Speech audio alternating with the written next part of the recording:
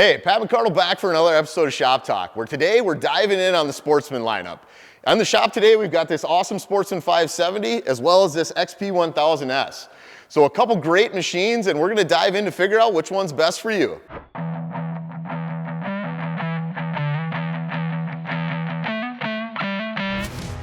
So as we dive in, we're gonna carry off on three areas today. We're gonna look at power, delivery to the wheels, we're gonna look at suspension capability, ground, and we're going to talk about the chassis and some of the features on these machines. But before we get too deep on those, we're going to look at what are some of the similarities between these models so that you guys know kind of what makes a Sportsman platform a Sportsman, right? Well, when you start out, it's the ease of use, right? These are simple machines. They've got automatic transmissions running rubber belt CVTs. So you slide in gear, hit that thumb lever, and away you go. You know, both have independent rear suspension, so you get really nice, kind of that classic legendary Sportsman ride and handling capability. You know, we've got the on-demand all-wheel drive, so flip that switch, get all four wheels pulling, carrying you down the trail, or getting up and over those, obstacles that you've got maybe around your property. As we look, both of these have front bumpers built in right from the factory, so you got some nice protection on the front end of these machines. And overall, these things are just wonderful riding vehicles, and they're gonna get you home every day when you take them out on the trail. All right, so let's dive in on the engine and power delivery on this 570 first. So this thing's got a classic legendary single cylinder engine with about 567 cc's pumping out 44 horsepower. Now the beauty of that amount is it's enough to do pretty much any task or chore that you'd imagine a Sportsman. Whether that's driving around your property, going out on the trails, you want to drop a plow on this thing to move some snow in the wintertime. This single cylinder 570 really does have enough power to get those chores done. As you look at the rest of the driveline coming back, this does have our rubber belt drive CVT. So that's, over here on the left side of the vehicle on the 570 because the crankshaft runs east to west or side to side. And this machine does have our engine braking system built in. So when you get off the throttle, this thing's gonna automatically slow itself down a little bit. So you don't always have to ride the brake, especially if you're coming down steeper hills or slopes.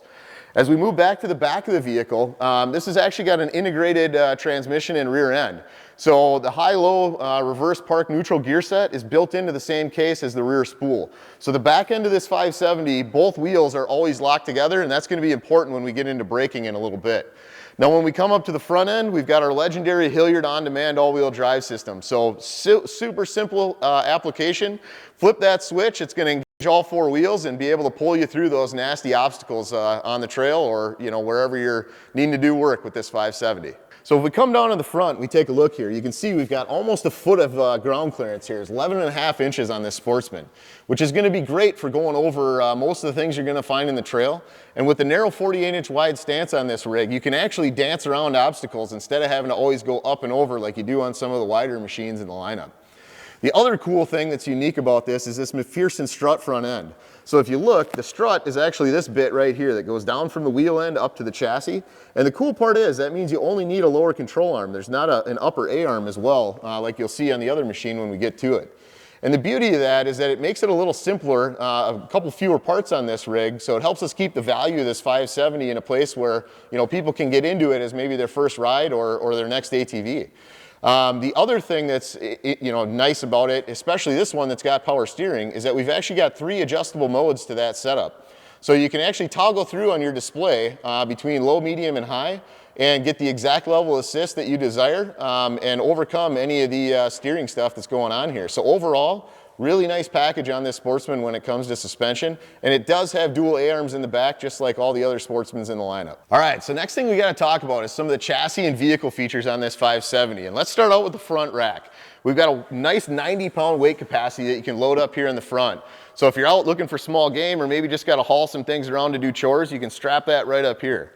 The other cool thing is that if you unlatch the sides, you can actually flip this box up and you've got some storage area underneath. So the cool thing that I like to use this for is like a spare pair of gloves, rain jacket, a sweatshirt, some of those things that you might want to have along on the ride, but you don't always need. And when you look at this battery placement right in the front, way easier than some of the older models that were buried down low, up by that head pipe. This one's super easy to get to if you got to, keep your trickle charger on for the off season or be able to swap that battery out down the road. So lots of cool things on the front end. As we move to the back, obviously we've got a rear rack back here as well, 180 pound capacity. So it's basically double the front end when you get to the back.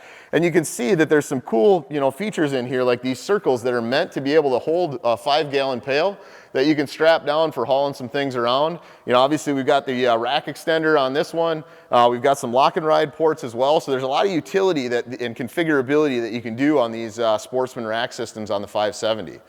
As we come around to the back, the other thing to point out that's maybe unique on here is the fact that this is running a 3-caliper setup for the brakes. So because the rear diff is a spool and always locked together, there's actually only a brake caliper on the right rear wheel, and when that, when you apply the brakes, that's actually going to transfer that braking capability to both sides because that rear end is always locked together. And the beauty of the Sportsman is when you grab the lever, you got single lever braking. So if you hit this brake lever on the left-hand side, that's going to actually brake all 4 wheels by applying pressure to all 3 of the calipers. And then you do have a rear pedal lever here on the right side as well. If you ever need to just pop the rear end a little bit, you can step on that and away you go. So overall, I think the other cool thing about the 570 of note here to point out is the width. So this machine is only 48 inches wide compared to the 55-inch width on the machine we've got next to us here. And the beauty of that is kind of threefold in my mind. Number one, it gives you the ability to dance through tighter areas. So whether you're in the woods or maybe on a tighter trail section, you don't always have to go like up and over everything. You can sometimes just work your way around it. The second is for transportability. If you're only hauling one ATV, this 48-inch width will fit in the back of your truck between the wheel wells, so you don't have to drive up and over those humps as you're loading into your truck.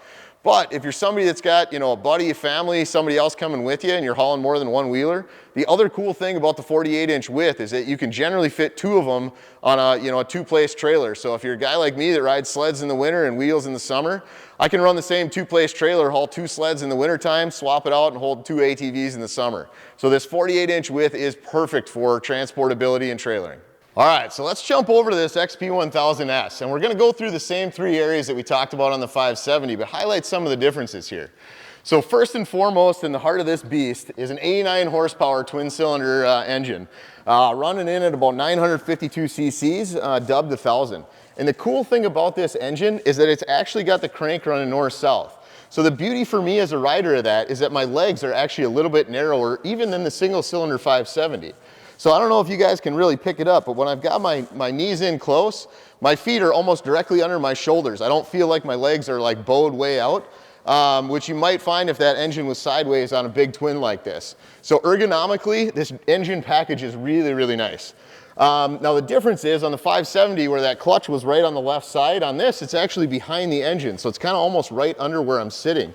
Look through this rear wheel well opening, you'll see that big black clutch cover down there. That's actually going to be where the CVT drive is on this rig. So if you ever got to, drain a clutch cover or swap a belt, a little different spot, still not that hard to do. There's one frame member you can pop out of the way to get that clutch cover out. But overall, it makes for wonderful ergonomics when you look at the power delivery of this big twin. So let's jump on to suspension next. So when we look at the front end of this rig, now this one's wider, it's actually 55 inches wide.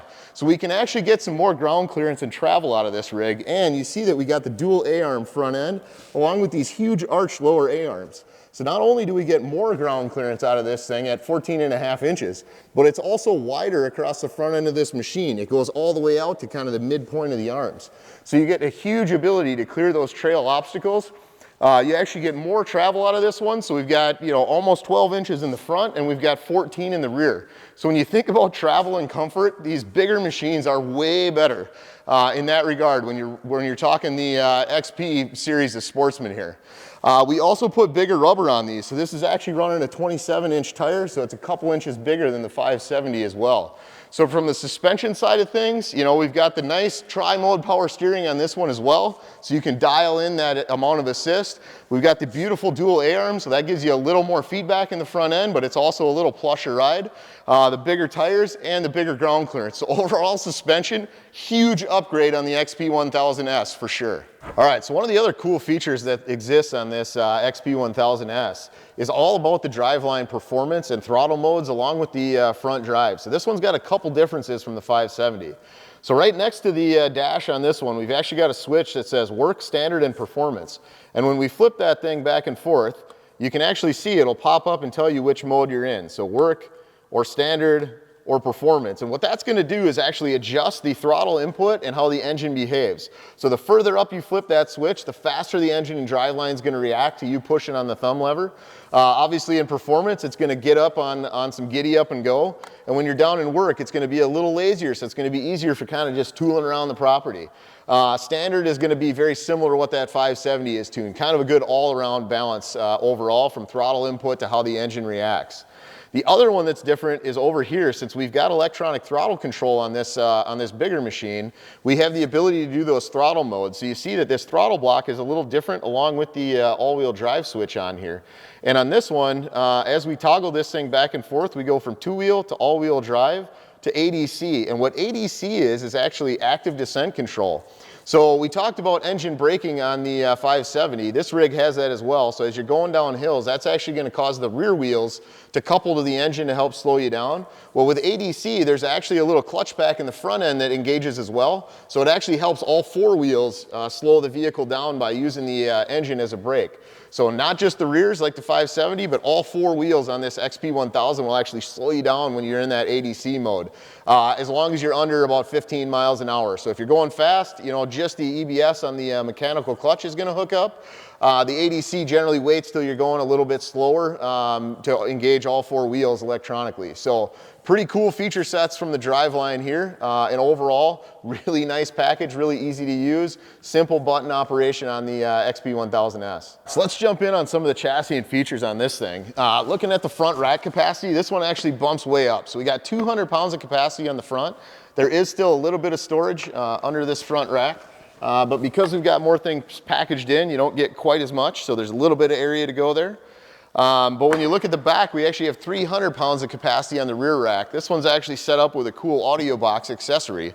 So you can see we got some speakers up here in the top. And if we pop this sucker open, we got plenty of room to be able to drop things in, to haul things around. So if you got stuff you want to keep with your machine, this is actually a really nice accessory to have. As we look at the braking system, we talked about the 3 brakes calipers on the 570. This 1000 actually does have 1 caliper on all 4 corners, so that's here. And then obviously we talked width. So this one's actually 55 inches wide, and we talked about that in the suspension.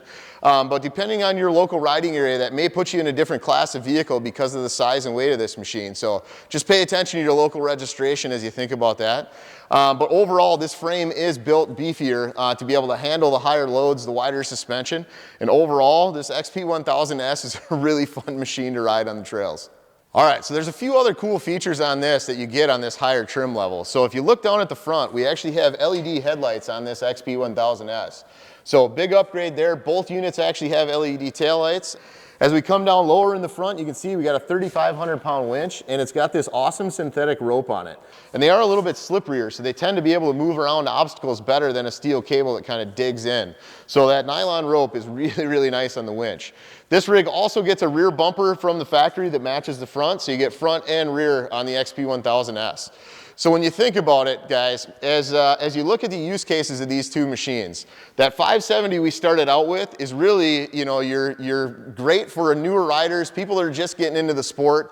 It's maybe a little more on the utility side, a little less on the rec side. You know, when you just need an ATV that's capable for getting around the property or going on rides with your group, that 570 is absolutely perfect. You know, it's also that narrow width, so easy to trailer, it fits on all those Class 1 trails.